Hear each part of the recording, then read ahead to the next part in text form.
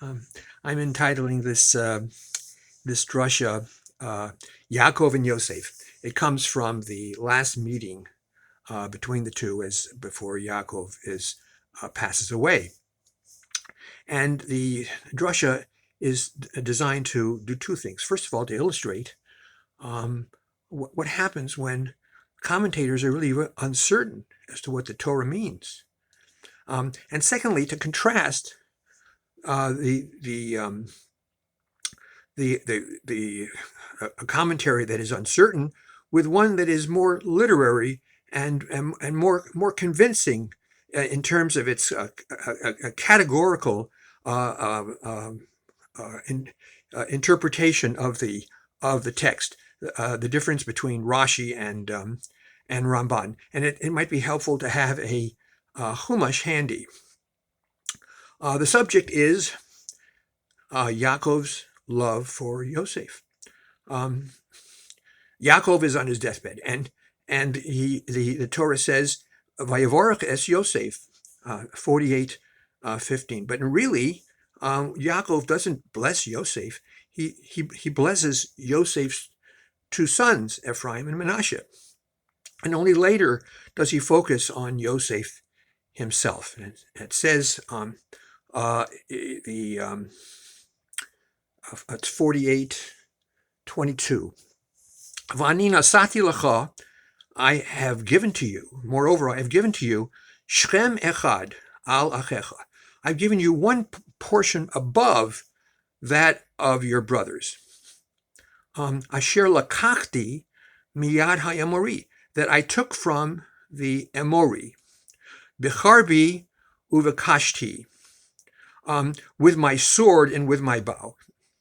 So the issues are clearly defined here, but it's a very perplexing, difficult pasuk.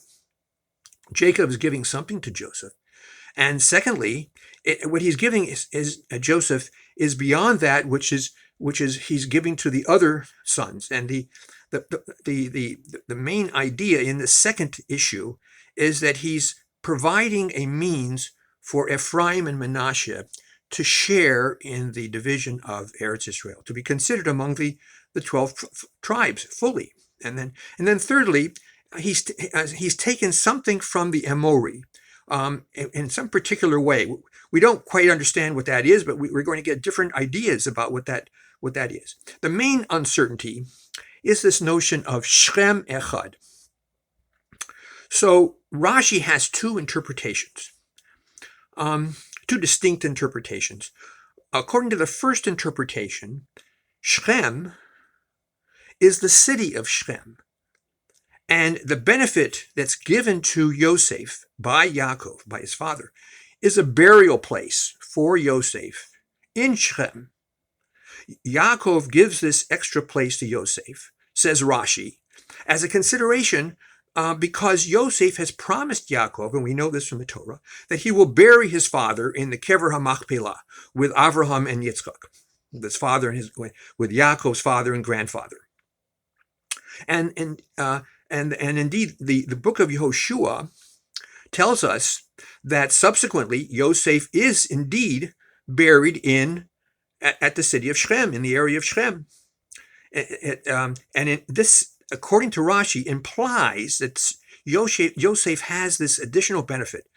It's a source of allowing Ephraim and Manasseh to be counted among the 12 tribes. The extra portion allows for Yosef would get one portion on his own, but he gets an extra portion, and that allows for both Ephraim and Manasseh. Now, it's interesting, according to this interpretation, Rashi doesn't mention this, but it's clear that Yosef and Yaakov, although they loved each other, they would not be buried in the same place. And what's the reason? What justification does Yaakov have for giving Yosef this burial place in Shechem? Because Yosef had purchased land in Shechem earlier, before the incident with Dinah. And when threatened by neighboring tribes after the incident of Shechem, he had to make war with the Emori.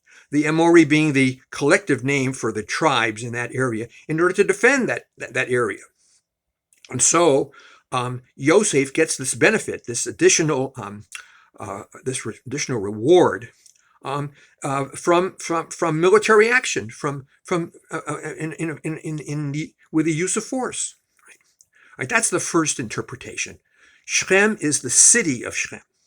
But the second interpretation, very different, says Shechem means portion itself, and it refers to the birthright, just as Yaakov had taken the birthright from Yosef. So Yaakov gives the birthright to Yosef, which allows Yosef's sons, Ephraim and Manasseh, explicitly to allow them to be counted among the tribes and to share the land of Eretz Yisrael. The idea is that the birthright is taken away from Reuven, who is the eldest son, and ought to get the birthright, but he doesn't get it. The editor of the Ramban commentary explains what's going on here, and he quotes from Divrei Hayomim, Aleph. It says there, Uvenei Reuven Bechor Yisroel, the sons of Reuven, who is the eldest of in Israel. Ki hu habachor, he's the Bechor. Uvechalalo Yitzue Aviv. He defiled his father's bed, and a very famous case where he had relations with one of the concubines. Nasna Bechoraso Livnei Yosef. And so Yaakov had the ability to take the Bechorah away from Reuven and give it to Yosef ben Yisrael. V'lo lehis yaches livechora, not from genealogy, but just from Yaakov's decision, because it was the right thing to do. Yaakov had that power to do it. And according to this interpretation, from the hand of the Amori, what does that mean? It's a reference to Esav. Doesn't have to do with force. And Rashi gives two interpretations of this Amori. First of all, Esav is thought of as an Amorite. And secondly, Rashi changes the words to suggest a different interpretation. Amori, his words would ensnare Yitzchak, his father, to believe him in his spiritual weapons, and it's not bekashti with his arrows, but bakoshasi, his prayer. That the reference seems to be to the spiritual weapons, the spiritual strength of Esav, that he was able to convince his father about his qualities. That I took from the Amorite, that I took from Esav when Yaakov himself took the birthright, right? Not by force, from the Amori, who had that kind of spiritual strength. This reference to the spirituality of Esav it seems to me is very interesting when one considers that for much of the commentaries, Esav is really discounted as really not a good individual at all, right? So far, the second interpretation of Rashi, the idea is Shechem is considered a portion. Now, just briefly, the Ramban goes all out with this idea that Shechem does mean portion, and the Ramban emphasizes Yaakov's love for Yosef. He's saying that giving the Bechor to Yosef is it's from love, so his sons can be counted. And he's really saying to Yosef, look, I'm giving you the birthright, so Manasseh and Ephraim can be counted. And he says specifically, I've done everything for you that I can do. I can't steal a portion from your brothers. I can't take from them, but I can give you a Shem Echad. I can give you some additional portion that allows your two sons, Ephraim and Manasseh, to become part of the tribes of Israel. And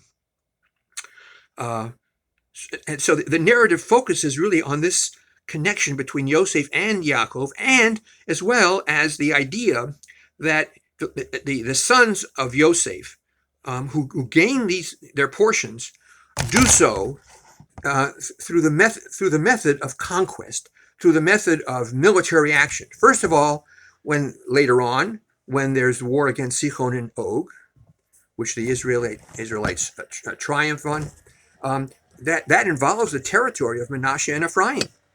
And then, secondly, in a reference to Shoftim, it talks there about the persistence of the Amori and their strength at Mount Cheres, and the land, the hand of the Bnei Yosef is critical in prevailing against the Amori there. That's a second reference to military conquest. And then, in connection with Malachim Beis, it's chapter 13, where it's really no clear connection in the text with the Bnei Yosef and the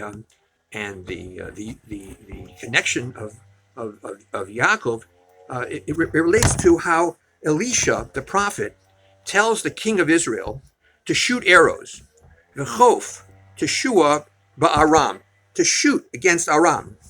At this point, Elisha is sick, and the king is coming to comfort him. But Elisha is determined to have the king use force, even through the window, to make war, to use force against Aram. And the Ramban says that this is an allusion to Yaakov in the word velakachti miyad ho'emori. Velakachti has to do with this particular incident, even though there's no reference to Yaakov or Bnei Yosef there at all. So the Ramban is very clear cut and categorical in terms of his associations and how he tries to explain the link between the Bnei Yosef and the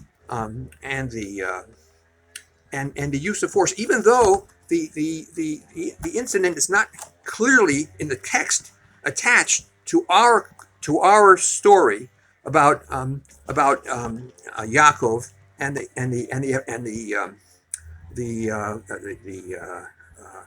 portions to be given to Ephraim and Manasseh.